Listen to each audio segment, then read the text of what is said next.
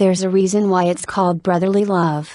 Most people, including the brothers on A&E's Duck Dynasty, allow their siblings to make impositions that regular Isle folk would never dare. Case in point, Jase Robertson and his wife Missy are renovating their kitchen, so their own home is temporarily uninhabitable. "I got no electricity, I got no water, I got no food," complained Jase. Willie's wife Korie graciously offered her hospitality to Jase and his family, which didn't leave Willie particularly thrilled. "Hey, you all remember that time I said I was excited to have Jase over?" Willie asked rhetorically. "Yeah, me, neither." After a long day at work, Willie comes home to find his kids and niece building a fort in his living room. "That's not a fort, that's a teepee," Willie groused to Missy. "A fort is like a square structure. I used to build them." There's a big difference in a fort and a teepee. Despite Willie's initial bad mood, he tried to remain optimistic about spending some quality time with brother. "I know I tend to complain a lot about Jase,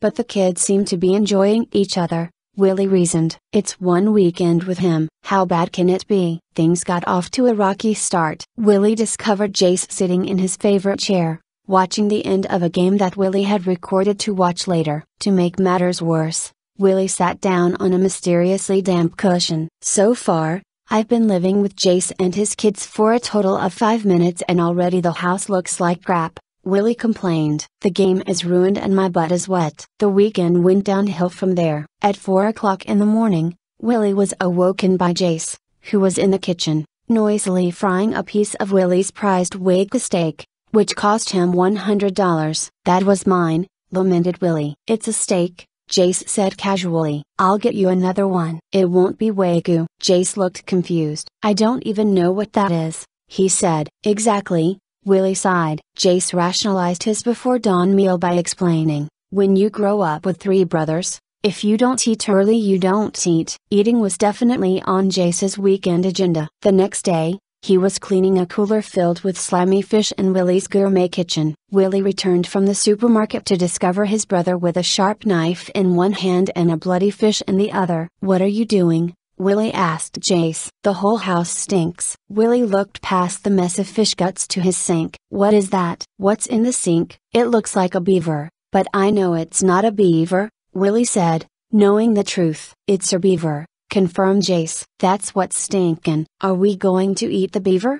Jase's daughter Mia asked innocently. The bloody, dead beaver sitting in the sink wasn't the worst of it. Korie, not particularly happy to come home to find that her kitchen had been turned into a rodent butchery, almost lost her patience when her daughter, Sadie, discovered a crawfish scurrying across the floor. "How did the crawfish get in the house?" Korie asked Jase coolly. "Look, I got some crawfish in the tub I'm purging 'em," Jase explained. "Where's the tub?" asked Willie. It turned out that Jase was purging about 100 pounds of crawfish in Willie and Korie's jacuzzi tub in their master bathroom. "I'm sick of this. I'm sick of beaver. I'm sick of all of it." "He is gone," Willie vowed. Meanwhile, Uncle C had been busy making gentlemen's bets of $1 with everyone at the Duck Commander warehouse. C lost in every wager imaginable, including a wooden woodpecker chase, pitching baseballs at a pyramid of red Solo cups, hitting baseballs at the local batting cage, and an aborted attempt at Indian leg wrestling. To make up for his losses, C had a plan. His brother Phil needed to remove a fishing boat that had been stuck in a tree since Hurricane Gustav in 2008. "This is the bet I have been waiting for," said C. "It's not Indian leg wrestling, but hey, it's a sure thing." Using some self-professed redneck ingenuity, C managed to get the boat out of the tree with some help from the Duck Commander crew and win $1 from Phil. "It was the best dollar I ever spent,"